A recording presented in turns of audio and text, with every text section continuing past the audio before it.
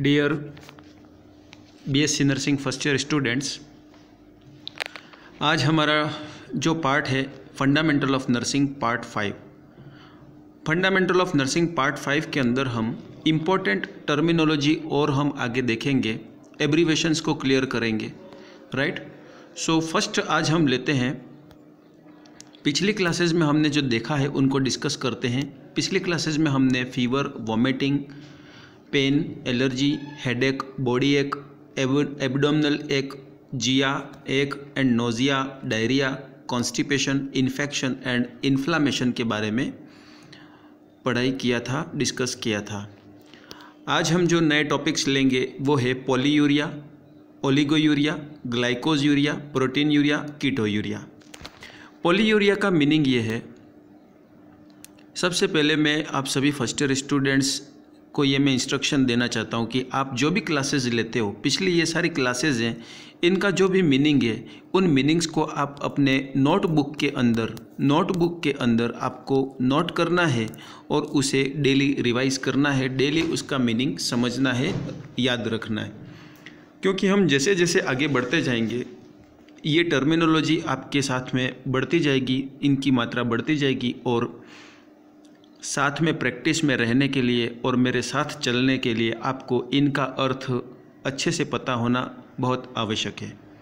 So dear students, आज अपनी next जो क्लास रहती है FON क्लास नंबर 5 के अंदर आज हम डिस्कस करेंगे। फर्स्ट है पॉलीयूरिया। तो पॉलीयूरिया क्या है my dear students? Uria means होता है यूरिन पास आउट करना, यूरिन पास आउट करना। हम दिन में कितनी बार यूरिन पास आउट करते हैं? 1 बार, 2 बार, 3 बार, 4 बार या 15-20 बार? तो मैं नॉर्मली बताऊं, हम दिन में 2, 3, 4 बार तक यूरिन पास आउट करते हैं और ये मिनिमम रेंज है, राइट। लेकिन यदि कोई पर्सन को बार बार यूरिन आता है, राइट, फॉर एग्जांपल ये इसका यूरिनरी ब्लैडर है, मूत्राशय है, राइट, और यहाँ इसके अंदर यूरिन जो है वो फुलफिल है इस तरह से। जो यूरिन है वो यूरिन इसके अंदर ब्लैडर के अंदर है और यहाँ से यूरिन पेशेंट जो है वो पास आउट करता है। लेकिन किसी कारणवश यदि ब्लैडर रिलेटेड यदि कोई प्रॉब्लम हो या यूरिन फॉर्मेशन रिलेटेड या बॉडी की बहुत सारी ऐसी कंडीशंस होती हैं जिनके अंदर यूरिन या तो ज़्यादा मात्रा में बनता है या फिर जितना भी बना हुआ है वो एक बार में पास आउट नहीं हो पाता है, तो पेशेंट को बार बार यूरिन पास करने की ज़रूरत होती है और ज़रूरत से ज़्यादा यूरिन पास वो करता है। तो यूरिन पास आउट का जो फ्रीक्वेंसी है बढ़ जाती है, राइट। तो उसी पर्टिकुलर कंडीशन को हम क्या कहते हैं? पॉलीयूरिया। उस पर्टिकुलर कंडीशन को हम क्या कहते हैं? पॉलीयूरिया कहते हैं। इंक्रीज्ड यूरिनेशन का बढ़ जाना क्या कहलाएगा? पॉलीयूरिया। और इसकी अपोजिट कंडीशन की बात करें, यदि कोई पेशेंट का यूरिन फॉर्मेशन कम हो, फॉर एग्जांपल किडनी फेल हो, राइट, अदर ऐसी कंडीशंस, उसका ओरल इंटेक कम हो, ओरल फ्लूइड इंटेक कम हो, वो पानी कम पीता हो, राइट, उसके अंदर पानी की पहले से ही कमी हो, तो उस पर्टिकुलर कंडीशन के अंदर बॉडी जो है वो यूरिन बनाती नहीं है।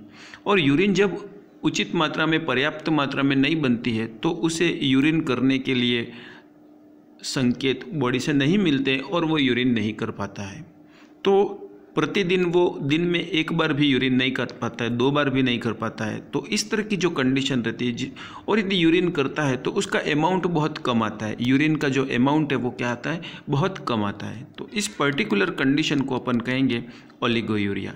सो माय डियर स्टूडेंट्स, आज मैंने 2 टर्मिनोलॉजी आपको बताया। पॉली मीन्स इंक्रीज्ड और ओलिगो मीन्स डिक्रीज्ड, राइट। यदि किसी वर्ड के आगे पॉली आता है तो मीन इंक्रीज्ड, उसकी संख्या बढ़ गई है, एंड ओलिगो आता है तो उसका अमाउंट या संख्या कम हो गई है। ये आपको याद रखना है। यहाँ पर पीछे यूरिया वर्ड है तो पर्टिकुलरली इसका मीनिंग क्या निकलेगा?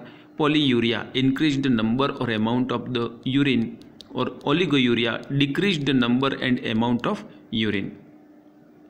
आई होप कि आपको ये 2 पॉइंट बहुत अच्छे से समझ में आ गए हैं। अब डियर स्टूडेंट्स, आगे हम 3rd पॉइंट लेते हैं, ग्लाइकोज यूरिया।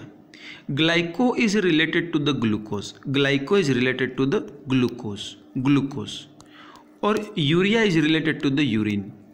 यदि किसी पर्सन के यूरिन में यदि किसी पर्सन के यूरिन में ग्लूकोज की उपस्थिति हो, यदि किसी पर्सन के यूरिन में ग्लूकोज मीन शर्करा, मूत्र के अंदर शर्करा की उपस्थिति यदि पाई जाती है, ग्लूकोज की उपस्थिति यदि यूरिन में पाई जाती है तो उसे हम ग्लाइकोज यूरिया कहते हैं।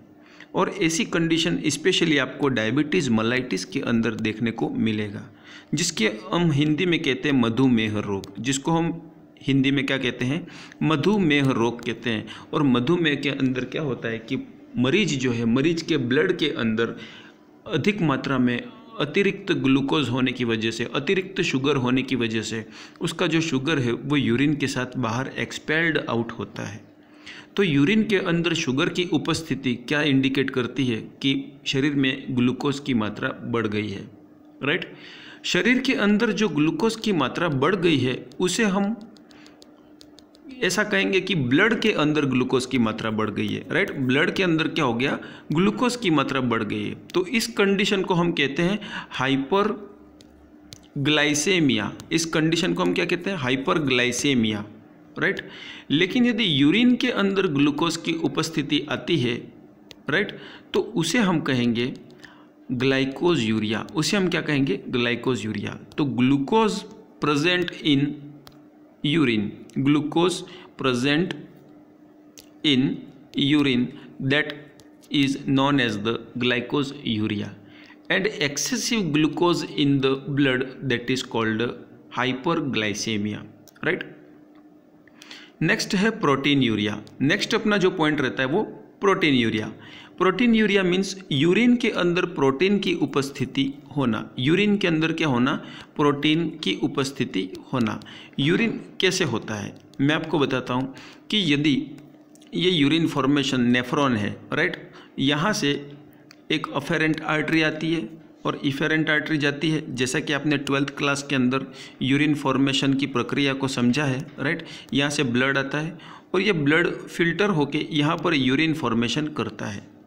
यदि यहाँ पर रिलेटेड जो स्ट्रक्चर है, इस स्ट्रक्चर में यदि फिल्ट्रेशन के दौरान यहाँ की जो छन्नी नुमा जो मेम्ब्रेन है, इस मेम्ब्रेन में कोई डिफेक्ट है तो ये प्रोटीन फिल्टर होकर कहाँ पे आ जाता है, यूरिन के अंदर आ जाता है।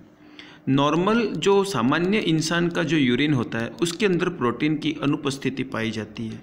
लेकिन यदि इस तरह से कोई नुकसान हुआ है तो यूरिन के अंदर भी प्रोटीन क्या होगा, मौजूद मिलेगा। तो यूरिन के अंदर यदि प्रोटीन प्रेजेंट होता है, protein present in the urine, right, क्या लिखेंगे इसको, प्रोटीन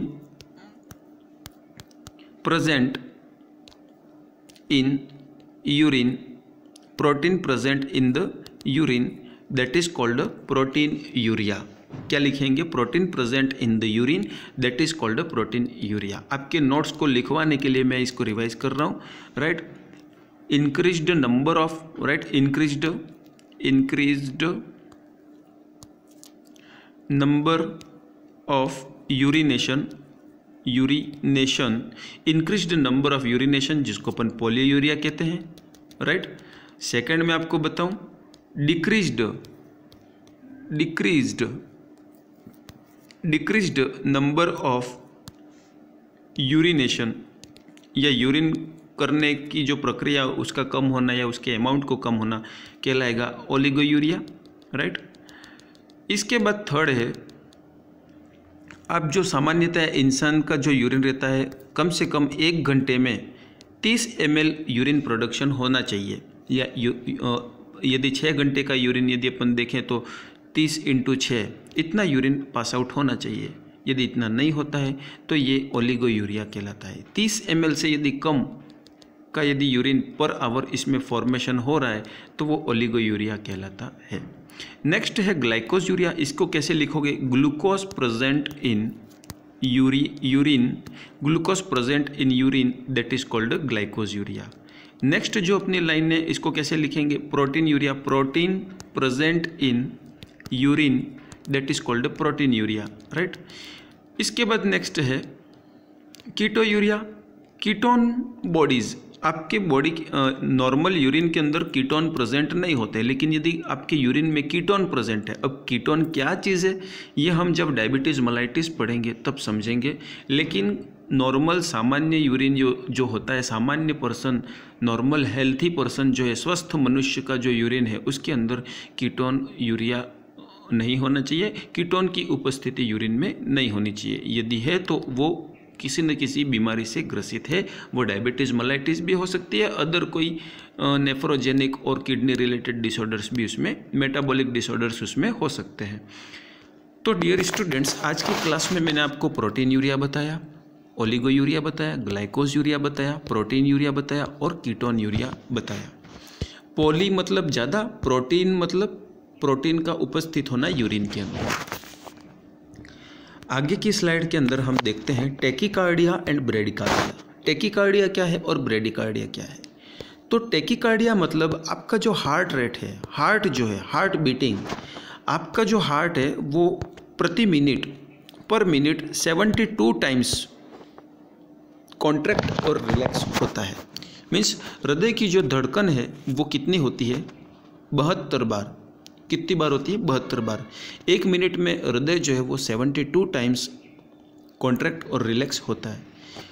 लेकिन हम यदि सामान्यतः यदि प्रैक्टिकली रूप में यदि देखें तो ये धड़कन हमारी 72 टू 100 के बीच में मिलती है, राइट। फॉर जैसे कि आपकी यदि मैं धड़कन चेक करूँ तो 74 मिल सकती है, आपके फ्रेंड की धड़कन 76 हो सकती है, आपके दूसरे फ्रेंड की धड़कन 78 हो सकती है, 80 हो सकती है, किसी की 82 हो सकती है। अलग अलग लोगों में ये 100 तक हमको मिलती है। तो यहाँ तक तो प्रैक्टिकली नॉर्मल माना जाता है। लेकिन धड़कन इससे यदि ज़्यादा हो, प्रति मिनट धड़कनों की संख्या यदि बढ़ जाए तो उसे हम क्या कहेंगे? टैकीकार्डिया। मतलब कि आपकी जो हार्ट रेट है, हार्ट रेट जो कि 72 होनी चाहिए, कितनी होनी चाहिए? 72 होनी चाहिए। लेकिन किसी कारणवश, किसी बीमारी के होते हुए यदि आपकी हार्ट रेट क्या हो जाए? बढ़ जाए। हार्ट रेट क्या हो जाए? इंक्रीज्ड हार्ट रेट हो जाए, मतलब मोर देन 100 हो जाए, राइट। तो इसको अपन कहेंगे टैकीकार्डिया। इसको हम क्या कहेंगे? टैकीकार्डिया। अब डियर स्टूडेंट्स, यहाँ पर मैं आपको दो वर्ड्स का कॉमन मीनिंग जो बार बार आपके रिपीट होंगे उनका मीनिंग आपको समझा देता हूँ कि यहाँ पर जो टैकी है, टैकी का वर्ड हमेशा, टैकी वर्ड का मीनिंग हमेशा ज़्यादा होता है, राइट। टैकी मीन्स हमेशा ज़्यादा होता है। इसको इंग्लिश में इंक्रीज्ड बोलते हैं। इंक्रीज्ड, कोई चीज़ इंक्रीज हो जाती है, बढ़ जाती है, उसके लिए हम टैकी वर्ड यूज़ करते हैं। और ब्रेडी का मतलब होता है कम। ब्रेडी का मतलब क्या होता है? कम। तो यदि आपकी हार्ट रेट जो है वो कम हो जाती है, जिसको हम क्या कहेंगे? ब्रेडिकार्डिया। इसको हम क्या कहेंगे? ब्रेडिकार्डिया। सो यहाँ पर टैकीकार्डिया एंड ब्रेडिकार्डिया दो टर्मिनोलॉजी हो गई। नेक्स्ट है टैकीपनिया एंड ब्रेडिपनिया, राइट। ये दो टर्मिनोलॉजी है, टैकीपनिया एंड ब्रेडिपनिया। निया का मतलब है जो ये लिखा है मैंने लास्ट में, पीछे जो स्पेलिंग PNIEA। निया का मतलब है रेस्पिरेटरी रेट, मतलब श्वसन दर, रेस्पिरेटरी रेट, श्वसन दर, राइट। और टैकी का मतलब होता है ज़्यादा। यदि श्वसन दर बढ़ जाती है, रेस्पिरेशन की रेट बढ़ जाती है तो ये टैकीपनिया कहलाएगा। और इसी तरह रेस्पिरेशन की रेट कम हो जाती है तो ये ब्रेडिपनिया कहलाएगा। क्या कहलाएगा? ब्रेडिपनिया। तो रेस्पिरेशन रेट यदि कम हो जाती है, जिसको हम इंग्लिश में लिखते हैं decreased respiratory rate, decreased respiration rate, right. तो डियर स्टूडेंट्स, जैसा कि मैंने टैकीकार्डिया और ब्रेडिकार्डिया का मीनिंग बताया था, वैसे आई होप कि आपको टैकीपनिया और ब्रेडिपनिया का भी मतलब समझ में आ गया। कार्डिया का मतलब हार्ट रेट, राइट। निया का मतलब रेस्पिरेशन रेट, टैकी का मतलब इंक्रीज्ड और ब्रेडी का मतलब डिक्रीज्ड। इधर भी टैकी का मतलब इंक्रीज्ड और ब्रेडी का मतलब डिक्रीज्ड। ये हो गया। यदि एक वर्ड आता है एपनिया, एपनिया का मतलब absence of respiration, absence of respiration. यदि किसी पर्सन में रेस्पिरेशन की अनुपस्थिति मिले, जैसे कि पर्सन बहुत रेस्पिरेटरी अरेस्ट हो गया हो, या डेड बॉडी देख लो, तो उनके अंदर रेस्पिरेशन की अनुपस्थिति पाई जाती है, रेस्पिरेशन नहीं होता है, तो उस पर्टिकुलर कंडीशन को हम एपनिया कहते हैं। समझ में आ गया। और एक वर्ड यहाँ पर और आता है डिस्निया, जिसके अंदर पी साइलेंट रहता है, इसलिए हम इसे डिस्निया बोलते हैं। और डिस जहाँ पे आता है तो इसका मतलब होता है डिफ़िकल्टी। इसका मतलब क्या होता है? डिफ़िकल्टी, समस्या आना। मतलब ये कि श्वसन लेने में, निया का मतलब श्वसन, श्वसन लेने में डिफ़िकल्टी आना, श्वसन लेने में क्या आना? डिफ़िकल्टी आना, राइट। मैं फिर से बता रहा हूँ, श्वसन लेने के अंदर डिफ़िकल्टी आना, इसको हम क्या कहेंगे? Difficulty in breathing. इसको हम क्या कहते हैं? Difficulty in breathing. तो डिस्निया का मतलब क्या हो गया? डिफ़िकल्टी, डिफ़िकल्टी इन ब्रीदिंग या श्वसन, राइट। ब्रीदिंग का डिफ़िकल्ट होना, प्रॉब्लम होना, सांस लेने में तकलीफ होना, राइट, तो उसको हम क्या कहेंगे? डिस्निया कहेंगे।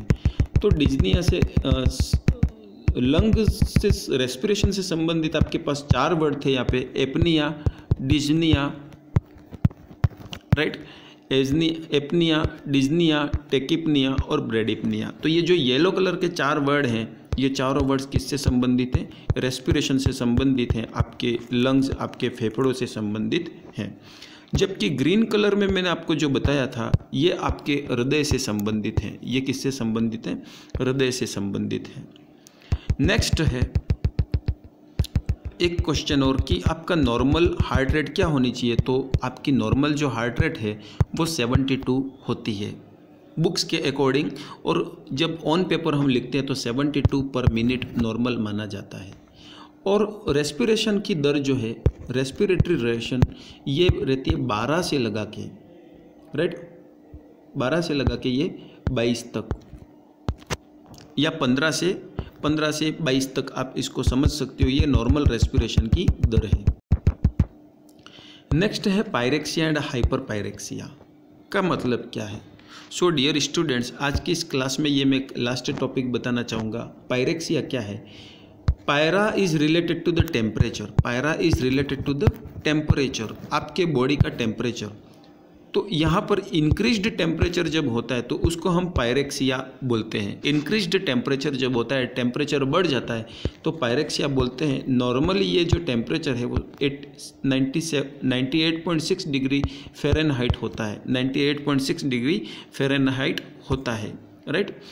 और यदि हम सेंटीग्रेड में देखें तो ये 37 डिग्री सेंटीग्रेड हमारी बॉडी का टेम्परेचर नॉर्मल होता है, राइट। लेकिन यदि ये बढ़ जाए, अपनी मात्रा में बढ़ जाए, टेम्परेचर बढ़ जाए, बुखार आ जाए, तो उसे हम फीवर और पायरेक्सिया के नाम से जानते हैं। और यदि यही टेम्परेचर मोर देन 105 हो जाए, डिग्री फ़ारेनहाइट हो जाए, 105 से भी ज़्यादा हो जाए, तो ये हाइपर पायरेक्सिया के नाम से जाना जाता है, राइट। तो आई थिंक कि आपको ये सारे टर्मिनोलॉजी अच्छे से समझ में आए। आज के टर्मिनोलॉजी जिसके अंदर हमने क्या क्या डिस्कस किया, एक बार मैं रिवाइज कर देना चाहता हूँ, राइट। सबसे मैंने पहले पॉलीयूरिया बताया, increased number of the urine. Second oliguria, decreased number and amount of the urine. Third है ग्लाइकोजूरिया, मतलब glucose present in the urine, that is called glycosuria. Next है प्रोटीन यूरिया, यूरिन के अंदर protein का उपस्थित होना। और नेक्स्ट है कीटोन यूरिया, यूरिन के अंदर कीटोन बॉडीज की उपस्थिति होना। नेक्स्ट है tachycardia, increased, tachycardia means increased heart rate, right, tachycardia means increased heart rate. Next है bradycardia, decreased heart rate, decreased heart rate. Apnoea, absence of respiration, absence of respiration. Tachypnoea, tachypnoea मतलब increased respiration rate. Bradypnoea, decreased respiration rate, right. Pyrexia, pyrexia का मतलब increased temperature, pyrexia means increased temperature, pyrexia means increased temperature, increased temperature. यदि temperature normal range से बढ़ जाता है तो pyrexia, जिसको फीवर, बुखार के नाम से जानते हैं। और हाइपर पायरेक्सिया जो कि बिल्कुल बढ़ा हुआ बुखार माना जाता है, 105 डिग्री से भी ज़्यादा। और यदि हम इन टेम्परेचर्स को कम करने की जो मेडिसिन देते हैं, उस मेडिसिन का नाम है एंटीपायराइटिक, एंटीपायराइटिक, पायराइटिक। सो आई होप कि आपको ये सारे टर्मिनोलॉजी अच्छे से समझ में आए होंगे। Wish you all the best. Next class के लिए आप बने रहिए और ऑनलाइन क्लासेस को अच्छे से समझिए। और यदि कोई डाउट है तो आप मुझे डायरेक्ट ग्रुप के अंदर अपनी प्रॉब्लम लिख सकते हैं, और अपने साथ में नोट्स भी बनाते रहिए, रिवाइज करते जाइए ताकि आगे की चीज़ें अच्छे से समझ में आए। All the best.